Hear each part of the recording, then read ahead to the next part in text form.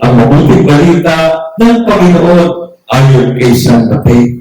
Yung panahon iyon, pag-alis ni Jesus sa lugar na iyon, sinundan-sundan siya ng dalawang lalaking bulag.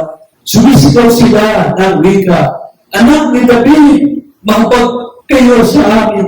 Pagpasok ni Jesus sa bahay, lumapit sa kanya ang mga bulag. Tinanong sila ni Jesus, "Naniniwala pa kayo na magagawa ko ito?" "Opo, Panginoon," sagot nila. At hindi po niya ang kanilang mga mata. At sinabi, "Mangyari sa inyo ang ayon sa inyong paniniwala." At nakakita na sila. May pinagbilin sa kanila ni Jesus na huwag sasabihin ito kanina nga. Ngunit nang sila'y makaalis, ibinalita nila sa buong lupain niya ang ginawa sa kanila ni Jesus. Ang mabuting balita ng Panginoon. Ang panahon ng Adbyento ay panahon ng pagpapanibago ng ating pananampalataya sa Panginoon. Higit sa lahat sapagkat ang darating na Mesiyas ay liwanag ng mundo at siyang tanglaw ng ating buhay. At sa araw na ito, sa kasagsagan ng paghahanda ngayong unang linggo ng Adbyento, ipinapakita at pinapakilala sa atin ang Panginoon na siyang nagbibigay ng liwanag sa ating buhay. Na siyang nagdudulot ng pagbabago sa ating buhay. Katulad ng narinig natin sa mga pagbasa mula sa aklat ni Isaías, kung saan ang mga pipi ay nakapagsalita. At higit sa lahat sa Ebanghelyo, ang dalawang bulag ay muli nakakita. At ito ang tema ng ating pagninilay ngayong araw na ito. Natupad ang propesiya sa kaso ng dalawang bulag na sumunod-sunod sa Panginoon, maging sa pagpasok sa bahay na panunuluyan ni Jesus. Sumama pa sila. Hindi alintana ang kahihiyan o anumang sasabihin ng mga tao sa kanilang mga may kapansanan na buntot ng buntot sa Panginoon. Kaya't sila'y napansin dahil sa kanilang sigaw na nagpapahiwatig ng malalim na pananampalataya at pagtitiwala sa Diyos. "Anak ni David, magbag po kayo sa amin." Pagsisiwalat ng malalim na pananampalataya na ang kanilang kaharap ay ang Mesiyas, ang iniintay na tagapagligtas, ang kanilang buong pagtitiwala na kaya silang pagalingin.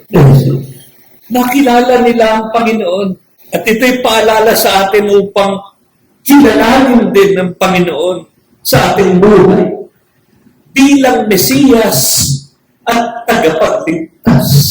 Batid na wala tayong ibang matatakbuhan at mahihingan ng tulong kadalasan, lalo tigit sa gitna ng paghihirap at matinding pagsubok na siya lamang ang kasagutan at ang lunas ng ating mga hinahin. Son of David, ang sabi nila, have pity on us. It was a direct and clear proclamation of faith to Jesus. They were persistent. Ibig sabihin, talagang nagtiis sila na sumunod-sunod at talagang desidido silang sundan at makita at makausap ang Panginoon maging sa loob ng bahay. Mga anak, ito ang kapangyarihan ng pananampalataya. At sentro ng aral ng ating misa ngayong unang Biyernes, the power of persistent faith. Lalo tigit marami tayong mga hiling na mistulang hindi may pagkakaloob ng Panginoon. Ang Ebanghelyo ngayong araw na ito ay patunay na kung magtsatsaga at magtitiis lamang tayo, dinigin din tayo ng Panginoon at ipagkakaloob ang ating kahilingan. That is the power of faith. Ano kaya ang uri ng pagkabulag mayroon tayo na nagiging hadlang sa grasya, paghilom at biyaya ng Panginoon upang dumaloy sa ating buhay? What kind of spiritual blindness do we have? Anong klaseng pagkabulag na moral? Katulad ng nabanggit sa unang pagbasa, mayroon tayo na nagiging hadlang upang hindi natin makita ang paghihirap ng kapwa sa paligid natin. Pero higit sa lahat, ito ang tanong at ito ang dapat nating sagutin sa ating sarili ngayong araw. Do we believe? Sumasampalataya ba talaga na magagawa ng Panginoon? Na ipagkakaloob ng Panginoon ang aking kahiling. Yun ang sikreto kung paano tunay na dinggin ng Diyos. Tanungin mo ang sarili mo. Humihiling ako kay Lord, pero talaga bang sumasampalataya ako? May pagkakaloob ito? Hindi naman sa pagmamadali, pero talagang kailangan masugid ang ating kahilingan na hindi tayo nag-aalintana o nagdududa. Walang bahid na pagdududa pag tayo ay lalapit sa Panginoon upang ipagkaloob niya anuman ang ating hilingin. Lumalapit ka pa lang kay Lord, alam mo na, bilib ako. Sumasampalataya ako. Tiwala ako na ipagkakaloob ng Diyos ang kahilingan. Sumasampalataya ako na walang imposible sa Diyos. Alam ko na wala akong ibang takbuhan at mababalingan. Walang ibang makakatulong sa akin katulad ng dalawang pulang, kundi ang Panginoon lang. Kaya alam ko na hindi ako mabibigo sa paglapit sa Kanya.